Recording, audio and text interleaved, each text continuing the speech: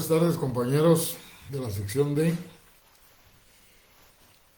Les quiero contar que hoy recibí una nota del coordinador del noveno semestre en la que indica que aún estando en tiempo de exámenes no se deben de suspender las clases.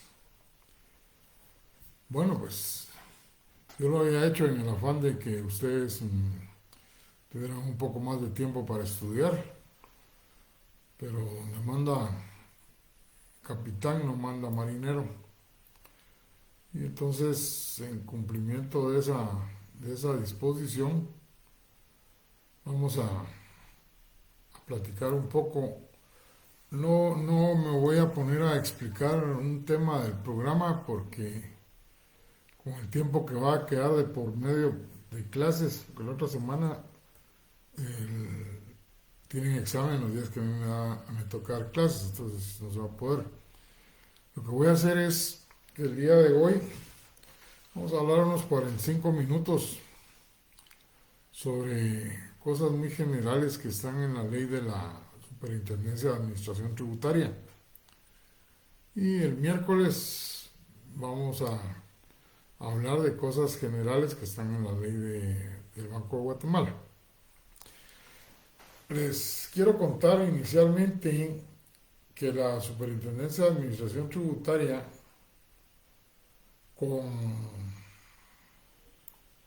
cuando fue creada originalmente, allá en los años de 1998,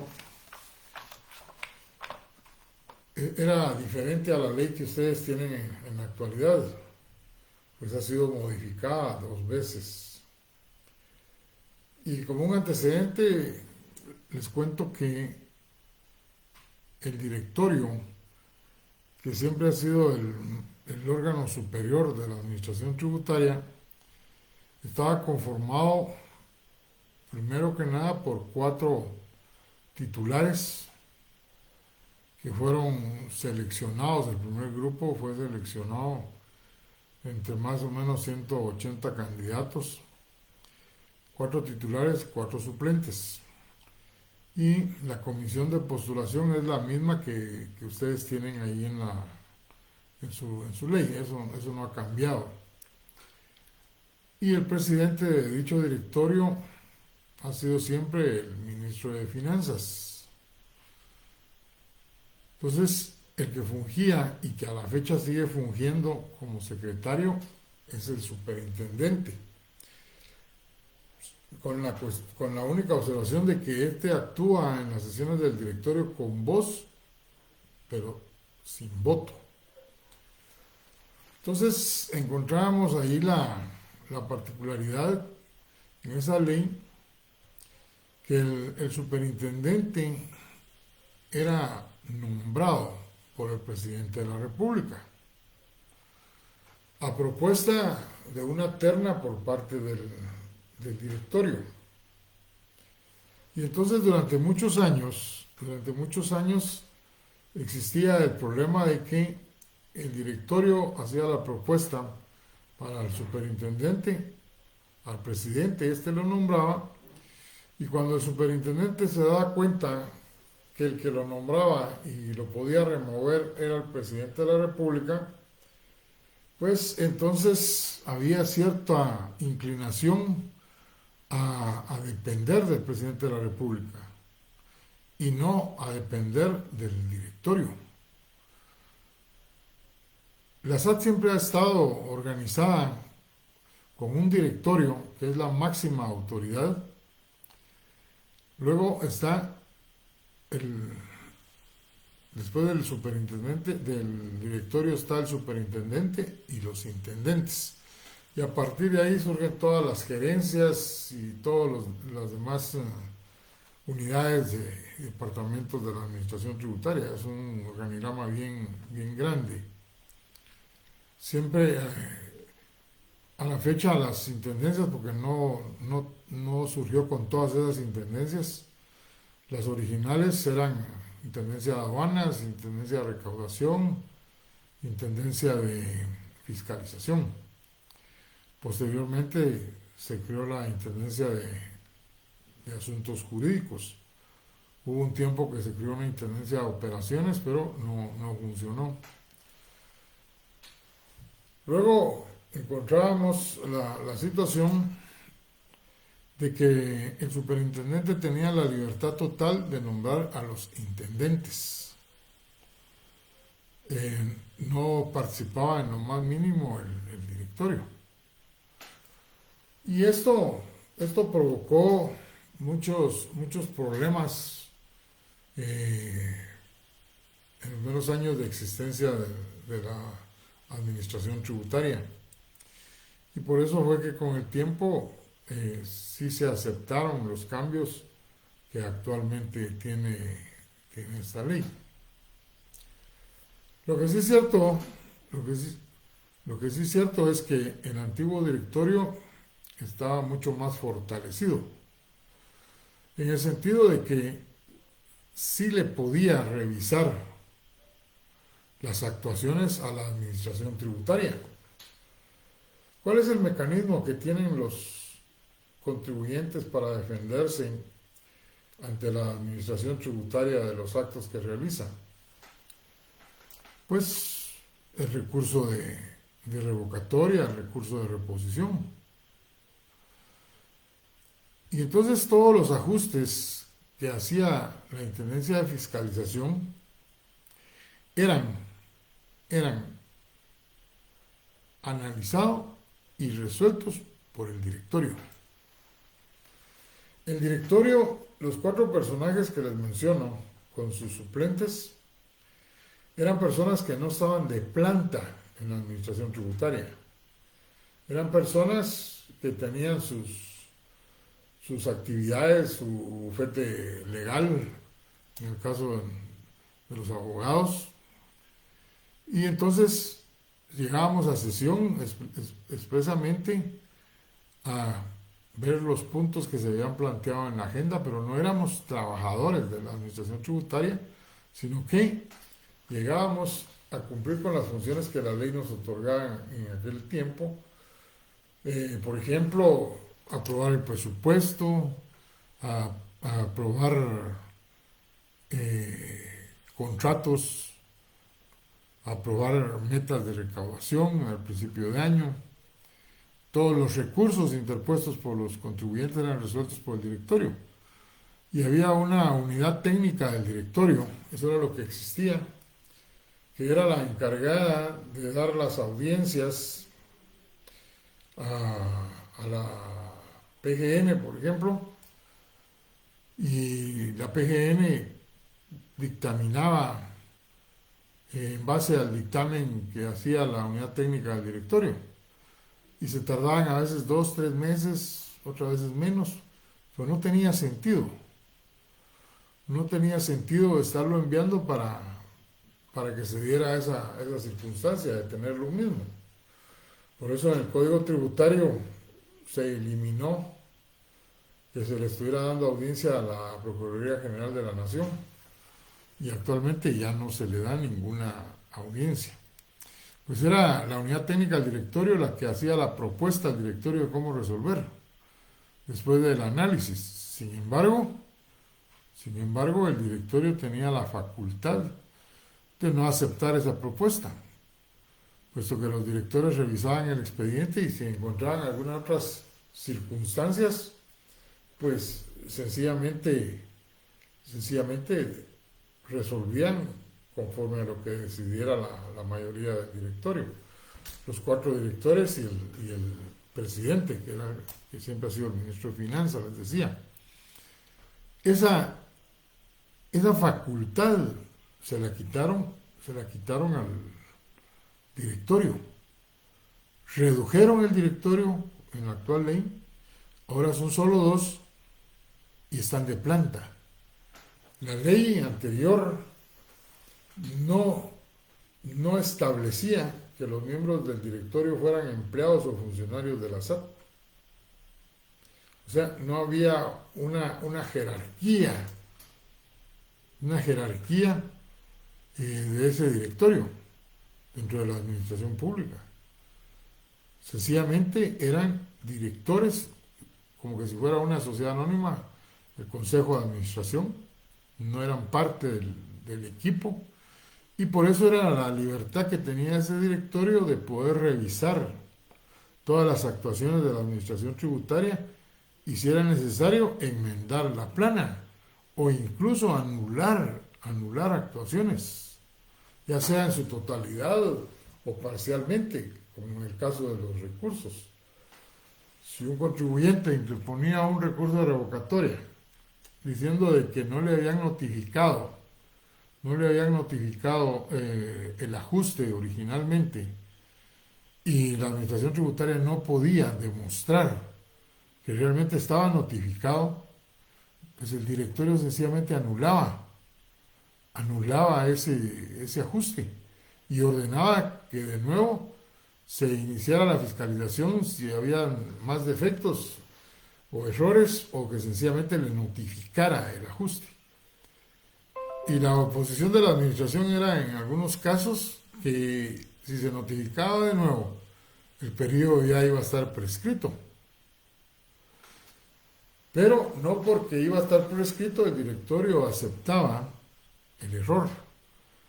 Y entonces se declaraba nulo todo el proceso, se mandaba a notificar, e independientemente se le mandaba un oficio a Recursos Humanos para que iniciara la investigación administrativa para poder deducir responsabilidades del trabajador o empleado de la administración que no había cumplido con su deber de notificar el ajuste.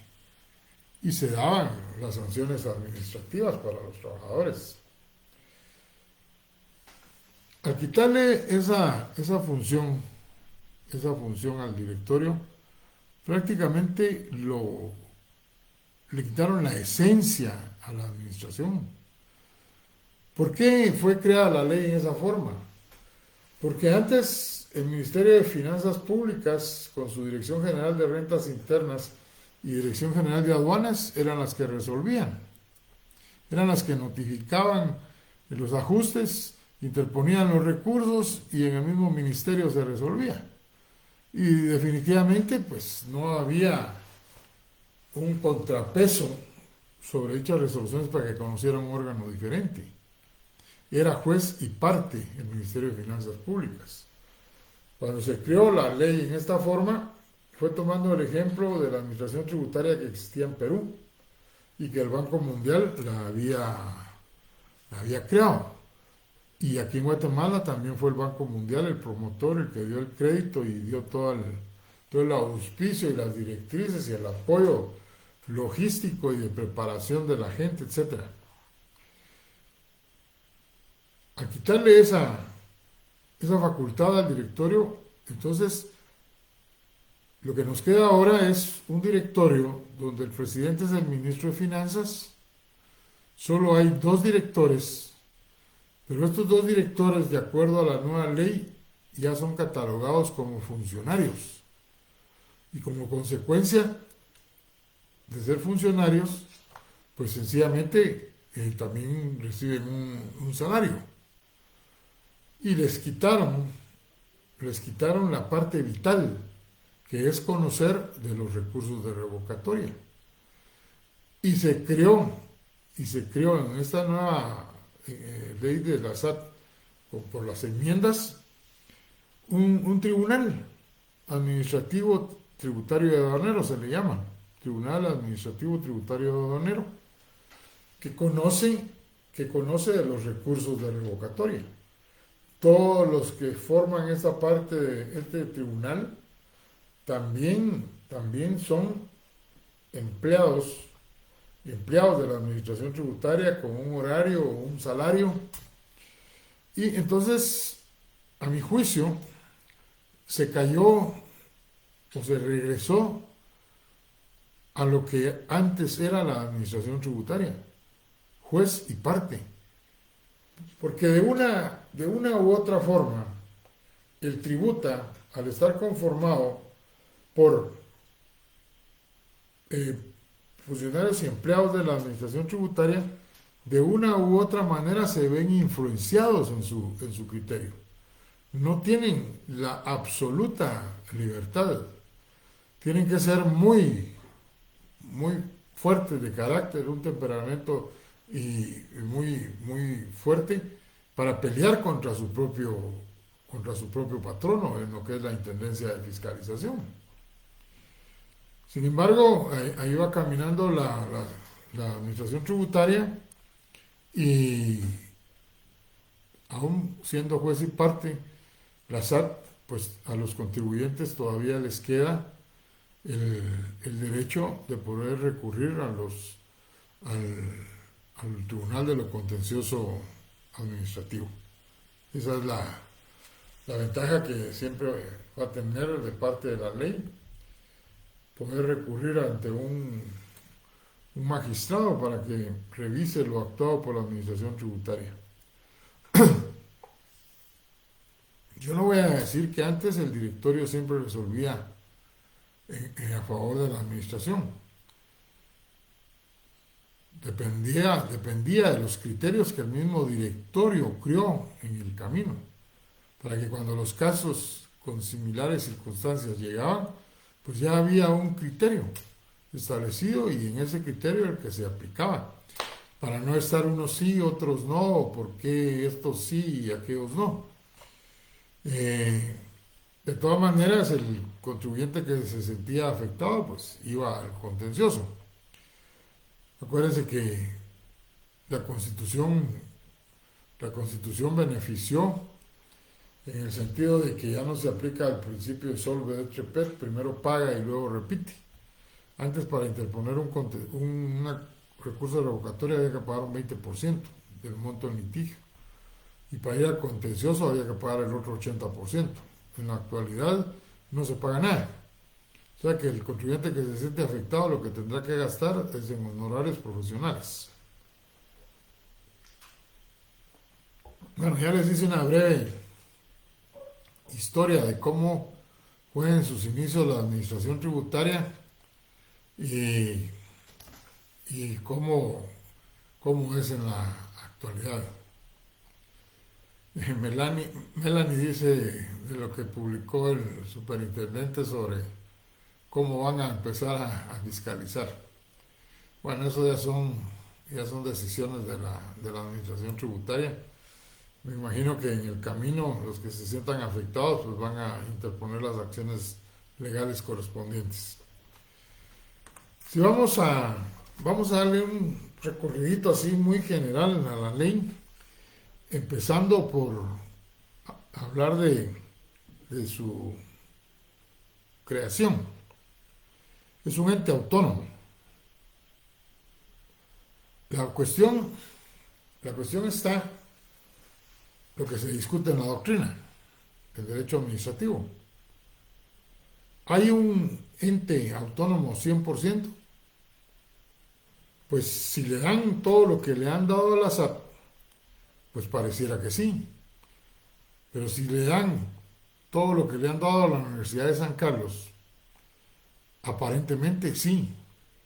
¿Por qué aparentemente? Porque tiene una dependencia económica. O sea, recuérdense ustedes que independientemente de lo que cobre la universidad por exámenes, por graduaciones, etcétera, hay un porcentaje constitucional que el Estado de Guatemala le tiene que entregar. O sea, hay una dependencia económica del Estado. Esta situación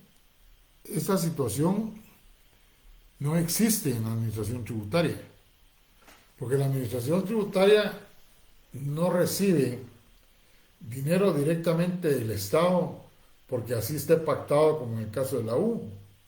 No. Aquí está señalado que la SAT va a recibir un porcentaje, un 2%, pero de los recursos tributarios que cobre. Si cobra más, pues va a tener un mayor porcentaje. Si cobra menos, un menor porcentaje. O sea, es un comisionista. Le pagan una comisión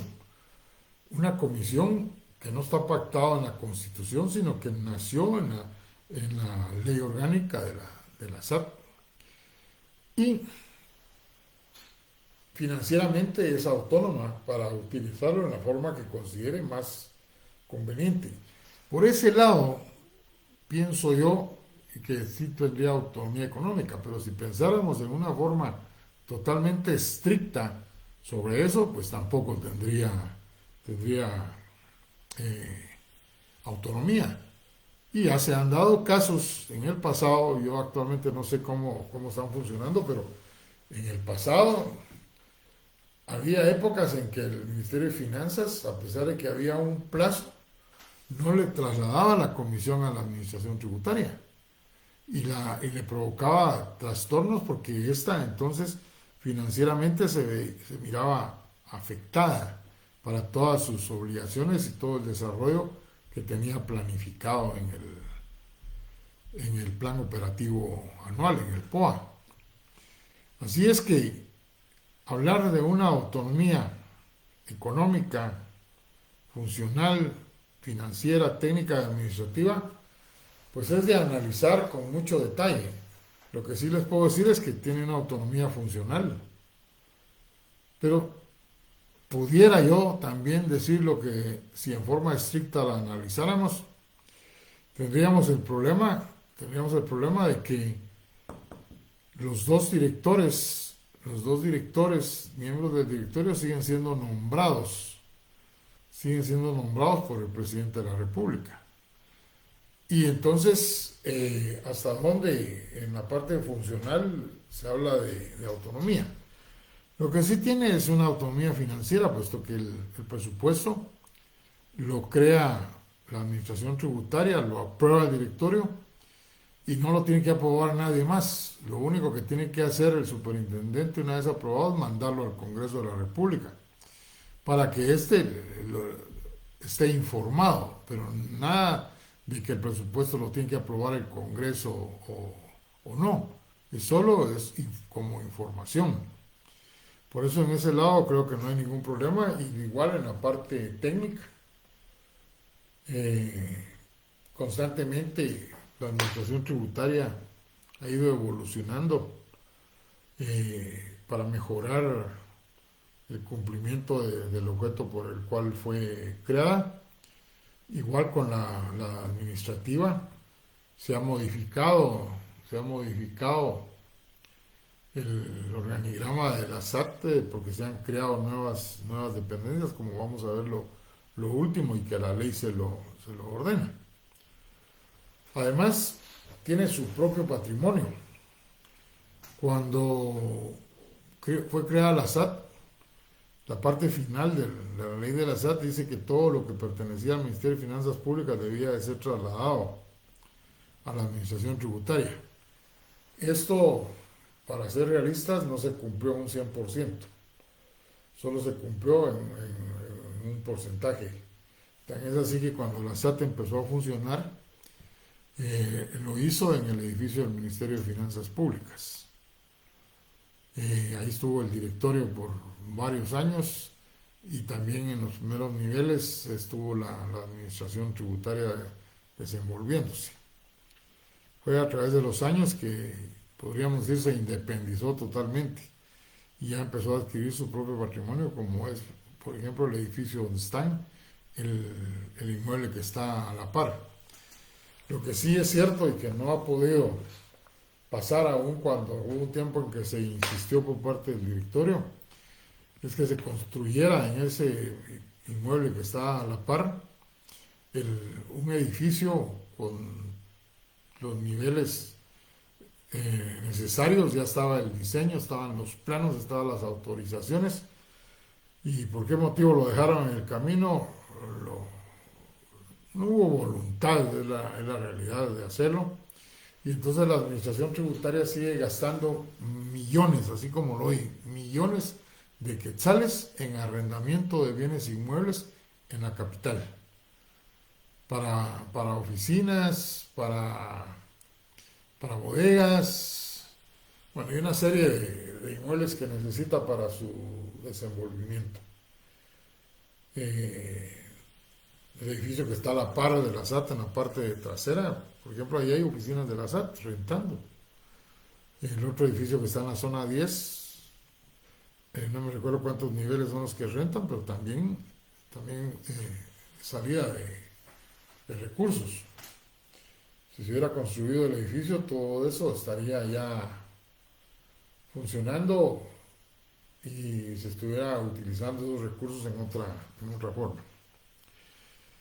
Cuando hablamos del objeto que está en el artículo 3, lo principal que podemos decir es que es la responsable de recaudar, controlar y fiscalizar los impuestos internos.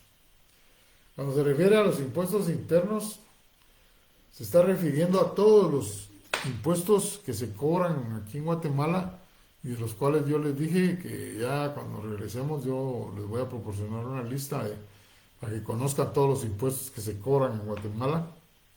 Pues desconocemos muchos y nosotros no los vamos a ver todos, pero para que tengan conocimiento. Y por aparte dice los que graban el comercio exterior.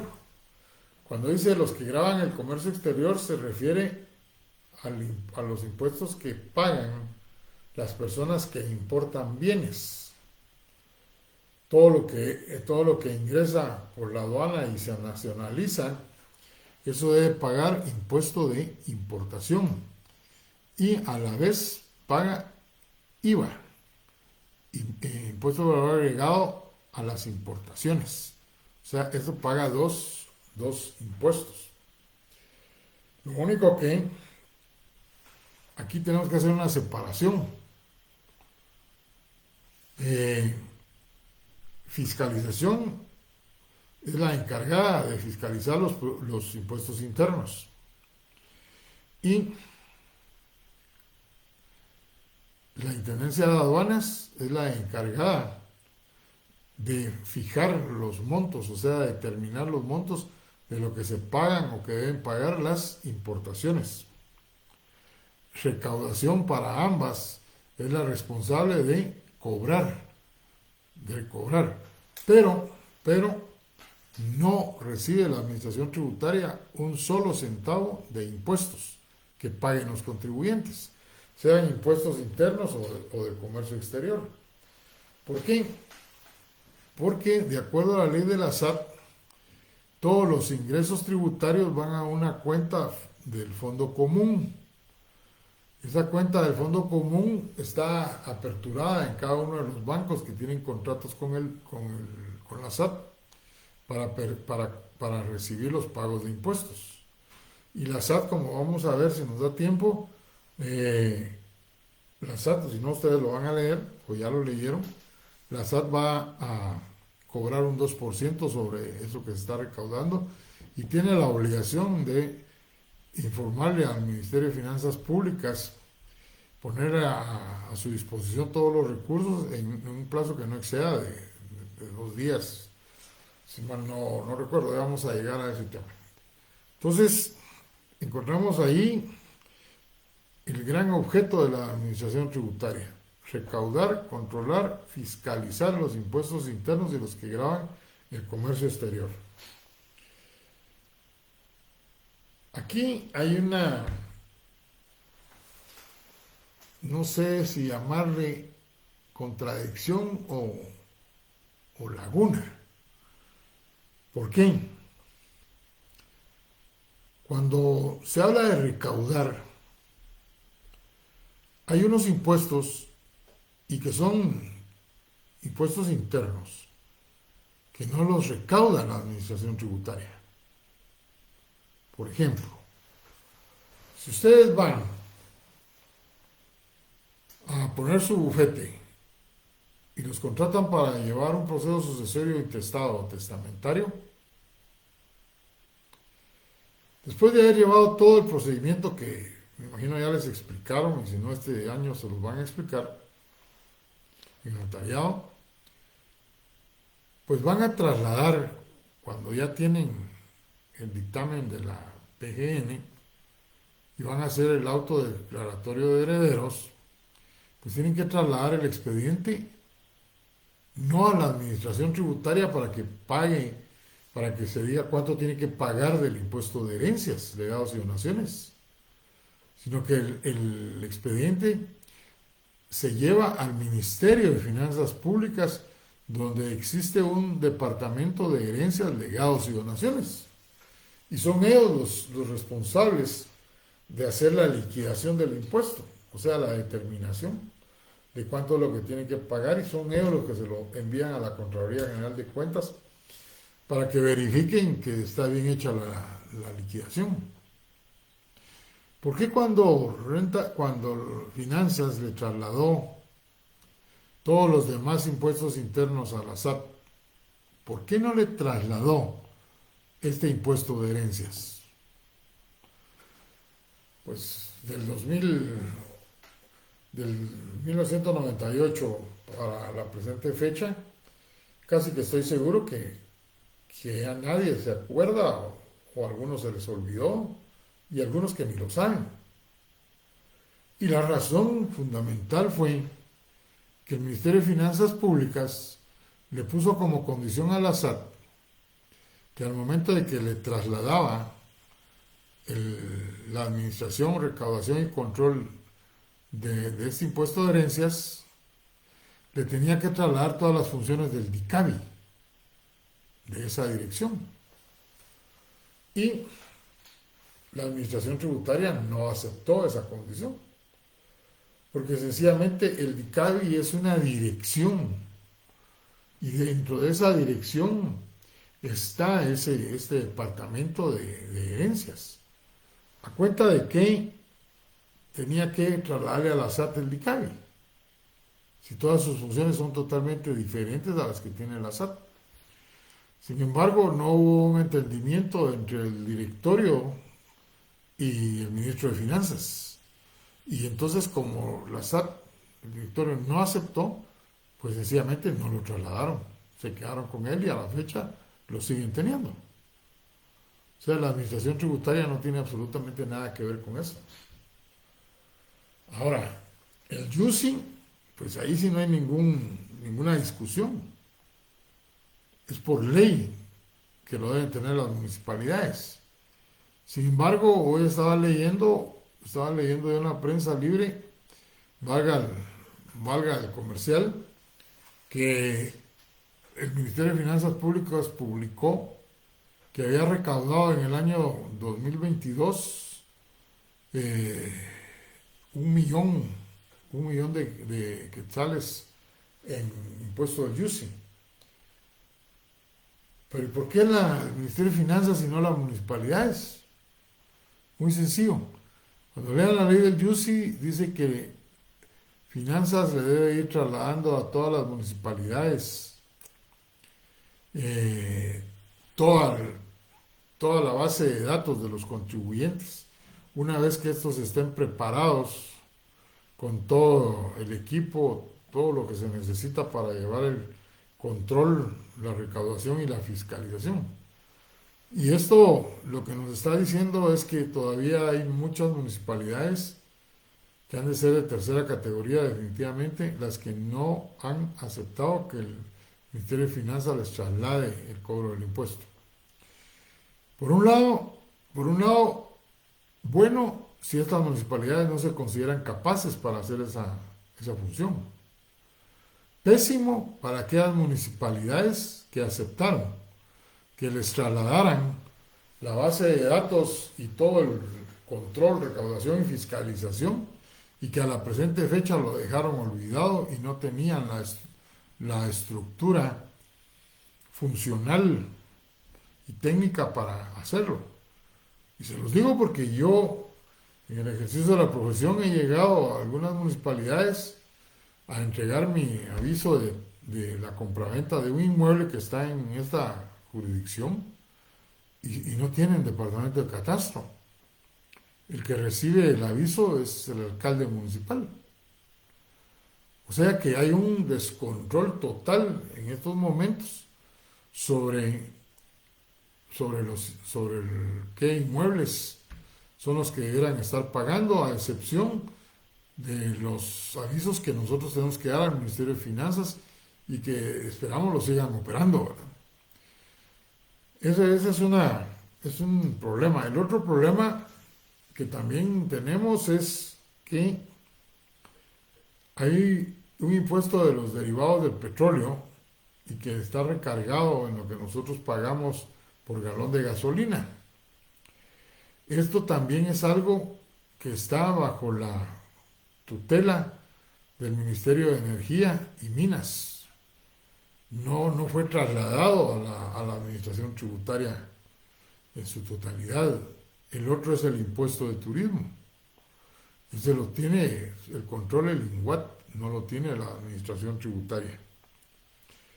Entonces, como que hay una discrepancia, es la palabra adecuada, con lo que dice el objeto de recaudar, controlar y fiscalizar los impuestos internos, cuando todavía tenemos tres que están fuera de la administración tributaria. Otro de los objetos principales es facilitar el cumplimiento de los contribuyentes con respecto a las obligaciones tributarias. Yo creo que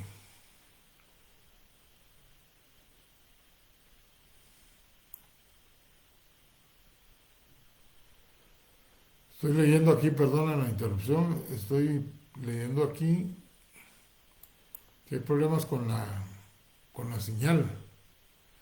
Según mi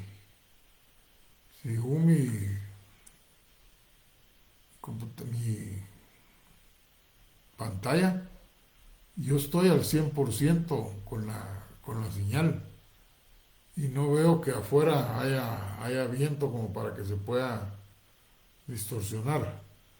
Creo que ha de ser otro factor externo, no aquí a mi equipo.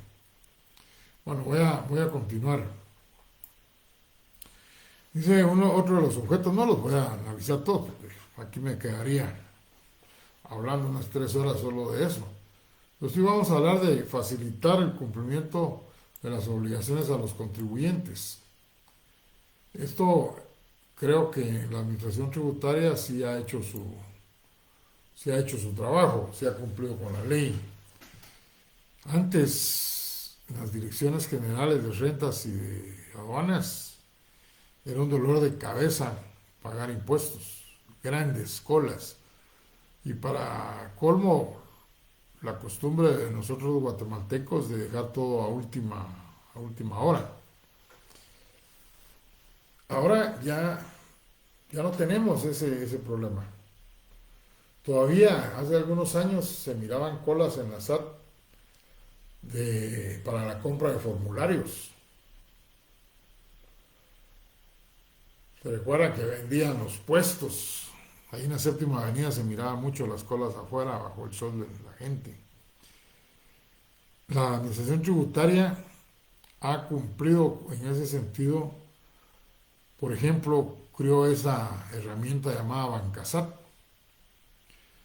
Los contribuyentes pueden pagar desde su casa, desde su oficina.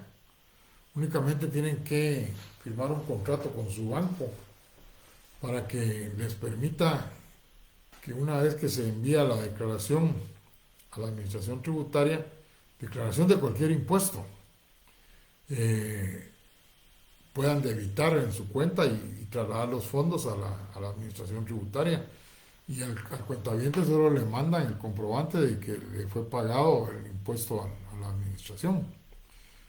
Una cosa muy sencilla, pero como Bancasat la estaban aprovechando el 100%, no el 100%, pero sí la mayor cantidad de empresas, de industrias, los grandes contribuyentes, los medianos, pero seguía el problema del contribuyente pequeño, el que no le gustan esas clases de herramientas. Y entonces la administración tributaria creó el famoso Declaraguate.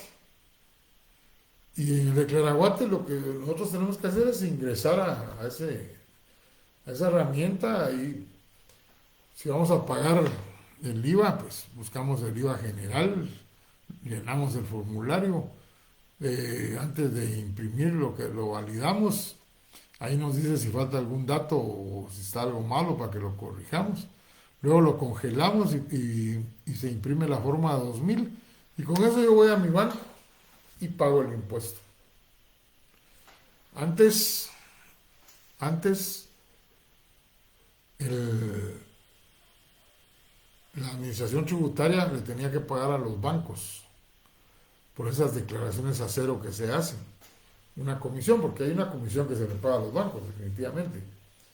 Pero en el camino para abreviarse ese pago, la administración tributaria creó una nueva herramienta en la cual si presentamos nuestra declaración a cero, ahí mismo le contesta a la administración tributaria que su declaración ha sido recibida a cero. Ya no tiene que ir al banco. Usted lo imprime y lo agrega a su declaración. Y ya no tiene problema de tener que ir al banco a presentar aunque fuera una declaración a cero. Aunque fuera a cero había que llevarla al banco. El banco le ha quitado ese problema al contribuyente y a la vez se ha ahorrado muchos miles de quetzales con esas declaraciones que se presentaban a cero. Pero le ha facilitado la vida al contribuyente. Ya no hay que comprar formularios. La administración se ahorró el costo significativo, por cierto, de estar imprimiendo esos millones de formularios de cada uno de los impuestos. Ahora todo es cargo para el contribuyente, papel, tinta, luz, así de sencillo. Si habláramos de aduanas, todos los agentes aduaneros tenían sus auxiliares, llamémosles así, que eran los que operaban en cada una de las aduanas que hay en el país. Tenían uno en Puerto Quetzal, otro en las dos aduanas que están en el departamento de San Marcos, en Quetzaltenango, en Puerto Barrios, y él pues estaba en alguna de ellas o en sus oficinas centrales. Pero cada uno de estos sus auxiliares tenía pólizas firmadas en blanco para que ellos hicieran los trámites en las aduanas que estoy mencionando. Y esto pues le daba mucho problema a la gente aduanero. Pues no tenía ciencia cierta la vista de la póliza completa. Aparte de que también le provocaba problemas a la Intendencia de Aduanas. ¿Qué hizo la administración tributaria? Pues creó la herramienta que se llama póliza electrónica. Y entonces el agente aduanero tiene un control total. Pueden estar sus auxiliares en todos estos lugares que él autoriza la póliza desde su escritorio, la póliza electrónica. Y la puede mandar incluso antes de que lleguen las mercancías al puerto, para que las empiecen a revisar los delegados de la Intendencia de Aduanas. Y así podemos mencionar otras, pero nos quedamos con estas que son las más significativas, diría yo, pero hay muchas más. Eso es con respecto al objeto. Bueno, hay un objeto ahí que me ha llamado la atención y que es el GEN, la literal GEN, que dice presentar denuncias para la persecución penal cuando haya defraudación, evasión tributaria, etc. Fíjense ustedes que cuando empezó la administración tributaria, los fiscalizadores si encontraban facturas falsas para establecer el crédito fiscal, pues sencillamente lo que hacían eran ajustes administrativos y no presentaban la denuncia. Le dejaban esa responsabilidad al directorio para que enmendara el procedimiento y trasladara el expediente a asuntos jurídicos, a la Intendencia de Asuntos Jurídicos, para que fuera ella la que presentara las denuncias correspondientes. Entonces, el directorio tuvo que dar instrucciones a la Intendencia de Fiscalización para que el fiscalizador asumiera su responsabilidad. Caso contrario, se iban a deducir las responsabilidades administrativas, porque por ley el fiscalizador es el primero que se entera si hay ilícitos, como por ejemplo lo más común en aquel tiempo, que era presentar facturas falsas. En la actualidad son otra clase de delitos, pero eso lo van a ver ustedes el otro semestre en el tema que se llama ilícitos tributarios. Pero viene por este tema del objeto de la literal G de presentar denuncias. En la actualidad, desde la Intendencia de Fiscalización, se presenta la denuncia y ya trasladan parte del expediente a la Intendencia de Asuntos Jurídicos para que continúe con el trámite. Siempre dentro de este tema del objeto, entre una de las modificaciones, se le ordena a la Superintendencia de Administración Tributaria que funde 2 unidades específicas. Y estas unidades ya están creadas, que sirven para inspección, investigación y verificación. Esto con el objeto de controlar el contrabando. Y establece de que no podrán tener categoría de intendencias. O sea, para no crear más burocracias. Y en el reglamento de la SAT están establecidas las funciones y atribuciones que tienen estas unidades que por mandato legal se le establecieron. Hay un caso que yo les presenté en el laboratorio y que estaba basado en el artículo 4 sobre la delegación de algunas funciones que tiene la administración tributaria. Y si ven si leen ese artículo, pues ahí lo que se está estableciendo es que la SAT debe contratar a personas individuales o jurídicas para que presten servicios de cobro, percepción y recaudación y de auditoría para la SAT.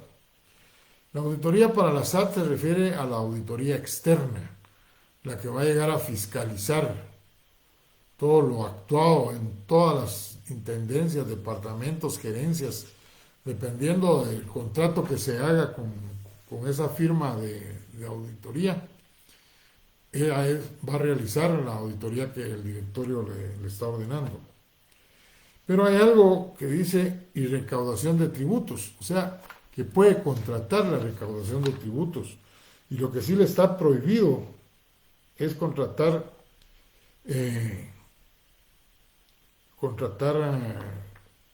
servicios para fiscalización.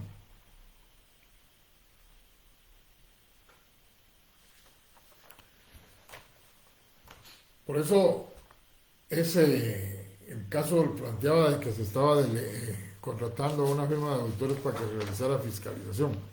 Eso está prohibido. Algo que les hablaba yo del fondo común está siempre en el objeto, en la literal B,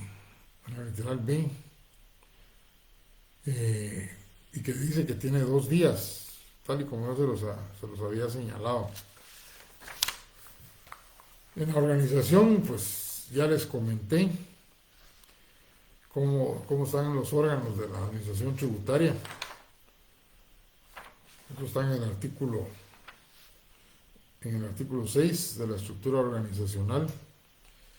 Y algo que es nuevo es que el superintendente le debe presentar un informe anual al directorio. Eso no existía antes. hay otra, hay otra reforma muy importante que para poder establecer en forma efectiva el control interno y la transparencia en el ejercicio de las funciones de la SAT, contará con una dependencia de auditoría interna. Esa gerencia de auditoría interna siempre ha existido. Y aparte, una de investigación interna. La de auditoría interna, pues siempre ha estado ahí. La nueva es la de investigaciones internas. O sea, por ejemplo, para investigar a trabajadores de los cuales hay quejas de malos manejos, de falta de transparencia o que están cometiendo delitos de cualquier índole que se pudieran dar dentro de la administración. Lo nuevo con respecto a la auditoría interna es que antes dependía del superintendente. En la actualidad, tanto la auditoría interna como el de investigaciones internas debe de reportar directamente al directorio. Uno de los grandes problemas que tuvo la administración tributaria allá por el año 2004 fue cuando un superintendente cometió delitos en contra de la administración tributaria, desfalcándola, y todo lo hacía mediante contratos que no pasaban de 900,000 para que no llegaran al directorio. Pero, fíjense ustedes, todos los cheques que se emitían siempre pasaban bajo la tutela del auditor interno. Pero como el auditor interno no tenía que reportar al directorio, sino que dependía directamente del superintendente, dejó pasar todos esos cheques. Y así fue como se dio el desfalco de la administración tributaria por ese superintendente. Como resultado de estas situaciones es que cuando se modificó la ley, se dijo, bueno, el auditor interno y el de investigaciones internas tiene que reportar al directorio. ¿Por qué el de investigaciones internas al directorio? Porque el que nombra a todos los empleados de la administración tributaria es el superintendente. Y posiblemente no va a querer que castiguen con una denuncia para una persecución penal a alguien que nombró y que posiblemente no se sabía que fue nombrado por puro compadrazgo o por recomendación de terceras personas. Entonces, eso que se estableció entre las modificaciones es algo que permite que la administración tributaria actúe con más transparencia. En la sección 2, allí está todo lo referente al Tribunal Administrativo Tributario Aduanero, cómo es que se debe nombrar. Y algo muy, muy importante es que en el caso de los miembros de este tribunal, es que son 10, pero para resolver los casos, los recursos en materia tributaria, se deben nombrar a 5 miembros que son los que van a discutir cada caso y los que van a emitir la resolución. Eso es muy importante. Eso lo encuentran ustedes en el artículo, casi en parte final del artículo 21 ter. Era lo que les decía yo cuando estábamos resolviendo los laboratorios. Solo del artículo 20 del 21, hay 21 bis, 21 ter y 21 quater. Si ustedes solo me ponen el artículo 21, yo no sé a cuál de los 21 se está refiriendo.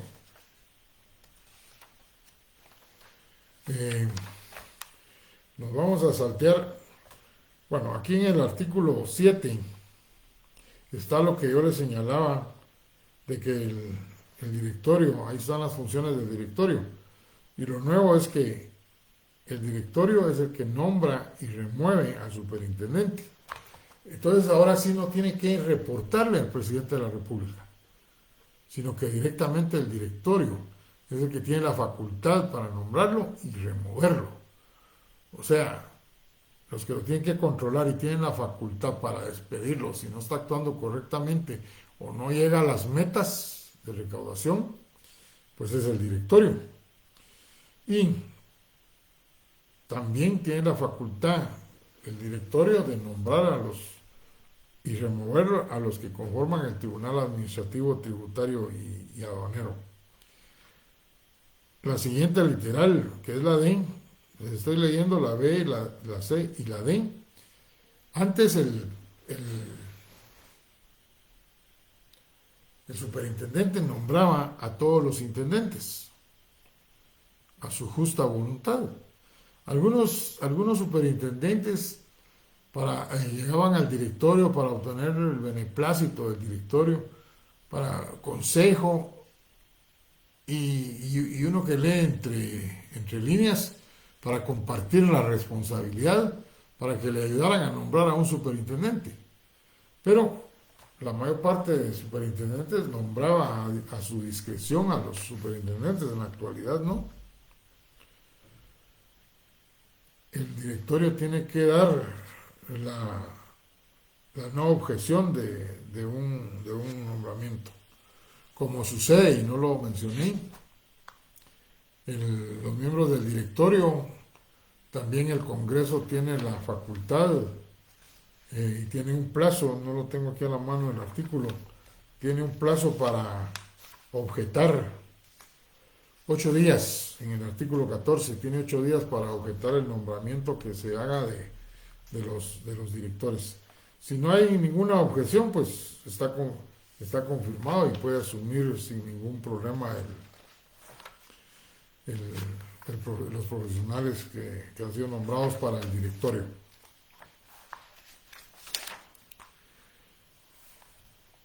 Algo importante dentro de las funciones del superintendente. Puede que ustedes crean que es una confusión cuando leen en el artículo 22 en la literal D, resolver los recursos administrativos. Pero aquí, cuando dice resolver los recursos administrativos, estamos refiriéndonos a los recursos administrativos propiamente de la actuación de la administración y que se deberán solventar en base a la ley de lo contencioso administrativo. Mientras que cuando hablamos de cuestiones tributarias, tal y como lo dice esa literal D, será el Tribunal Administrativo, Tributario y Aduanero. Entonces, contra una resolución que emana del superintendente, que es una resolución originaria del superintendente, ahí lo que cabe es el recurso de reposición. Pero si son resoluciones originarias de los intendentes en cuestiones administrativas no tributarias, va a proceder el recurso de revocatoria y lo va a resolver el superintendente. Es una cuestión muy, muy importante. No se les olvide leer la obligación que tienen todos los trabajadores de la administración tributaria de presentar declaraciones juradas de ellos, de su esposa y de los hijos menores sobre su estado patrimonial y la autorización que le dan a la administración tributaria para que pueda solicitar información a los bancos. Esto debido a los sobornos que se pueden dar en la administración. Por ejemplo, en aduanas, dejar pasar mercaderías sin el pago de los impuestos y reciben sobornos y los depositan en sus cuentas.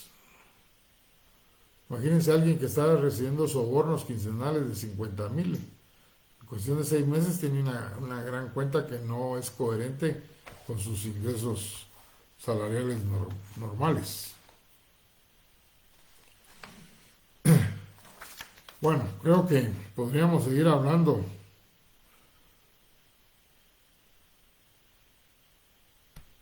Una cuestión importante, en el artículo 35 hay una modificación y es en el régimen de adquisiciones y contrataciones. Eso es nuevo. En el pasado, la SAT tenía un reglamento que le permitía hacer sus compras conforme a ese reglamento creado por el directorio. La modificación es que en la actualidad se rige por la ley de contrataciones. Y en el artículo 37 está lo que yo les mencionaba sobre que los actuales miembros del directorio son funcionarios y empleados. Dice, son funcionarios en forma ex oficio, o sea que tienen otro cargo, el ministro de Finanzas y el viceministro que es su suplente. Dice, los miembros del directorio, superintendente, los del Tribunal Administrativo Tributario, los gerentes, subgerentes y los jefes se denominará funcionarios. Tiene categoría de funcionarios. Todo el resto del personal son empleados. Y al ser funcionarios es porque tienen un salario, lo que yo les explicaba al principio. Bueno, tal vez no todo, pero sí una explicación muy general de lo que es la ley de la SAT.